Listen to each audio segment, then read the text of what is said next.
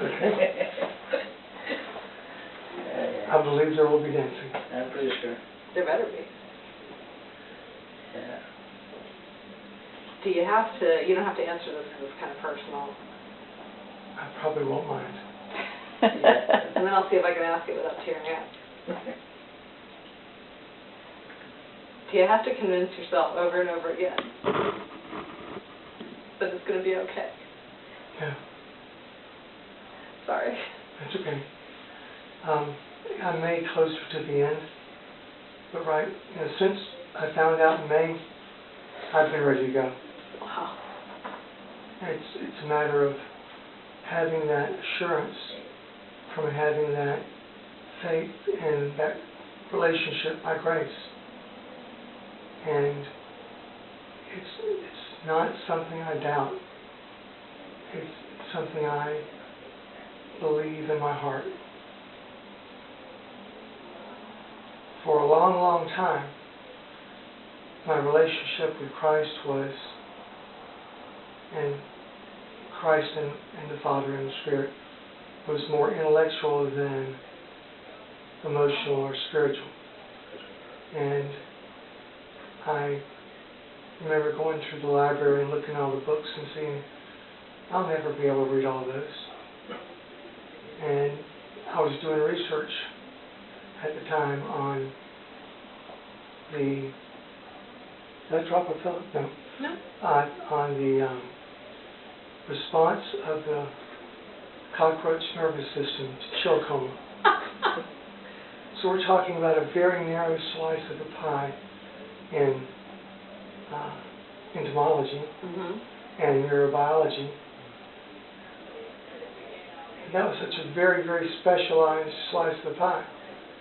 And going to the library, this is kind of pre or very early computers. Yeah.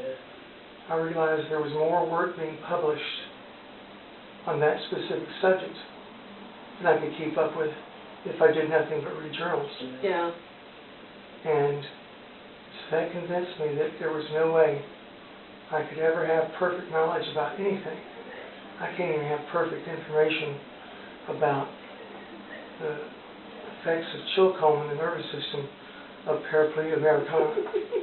I mean, a specific genus and species of cockroach. You realize that forever after this, when I see a cockroach, I'm going to think of you. That's okay. Yeah.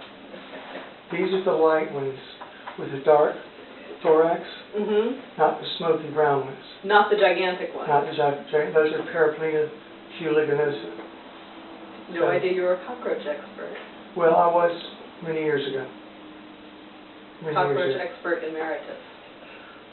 And so if you can't keep up with that narrow a slice of information, there's no way you can gather perfect information. And I determined, in a very Spockian manner, that you can't make perfect decisions without a perfect processor, a perfect brain, and perfect information. Well, I knew I didn't have a perfect brain. So there's no way I can make perfect decisions with that, because I didn't have a perfect brain. I didn't have perfect information. And if somebody came along with a perfect brain, unless they could get input a lot faster than I, they couldn't get perfect information, so they couldn't make perfect decisions. So it became obvious to me that everybody relies on faith. It's just what they have faith in. Right. That makes sense. I hadn't thought about it that way. And that's when I started coming back to Christ. I'd been an Episcopalian growing up. I was an acolyte and that sort of thing. And then Acolyte is like a thermal thing. Oh, yeah. with the candles I did, during the I crucifix. did that when Yeah. then when I was young. Yes. Yeah, he was back there cutting up Oh, behind the some- altar. Well, what I really like Some is when history. they let us finish the wine. No, but us is because we used to do that before to go to school, you know. The service was like 5:30 or 6 a.m. in the morning, and not very much people, too many people.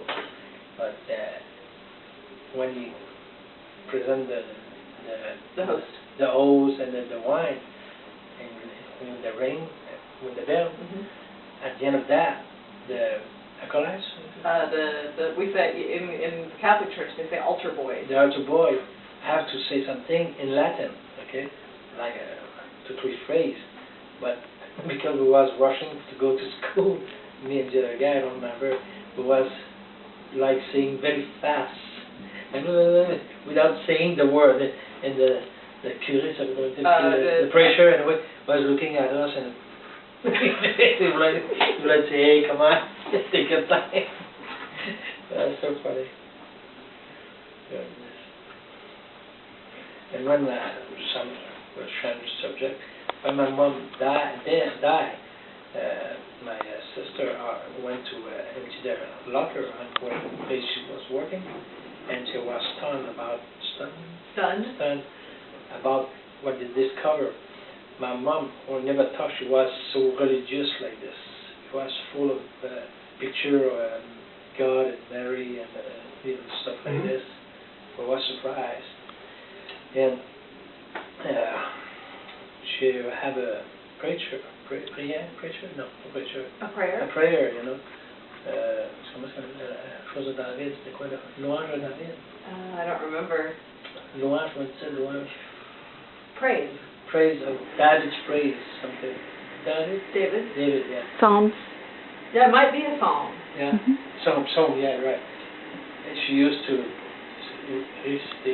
recite this every night before bed. And I did this preaching psalm, and the church when she was on before to go and at her funeral. At funeral, you know, and I was feeling stuff like this myself, you know, when I was read that out loud, you know, kind of moment like this, you know, I can tell I feel things moving inside, you know. So it's not happened often, that's the thing. Well, it doesn't have to happen often. It's great when it does. It's what? It's wonderful when it does. Yeah, it's a good feeling. Yes. Sure.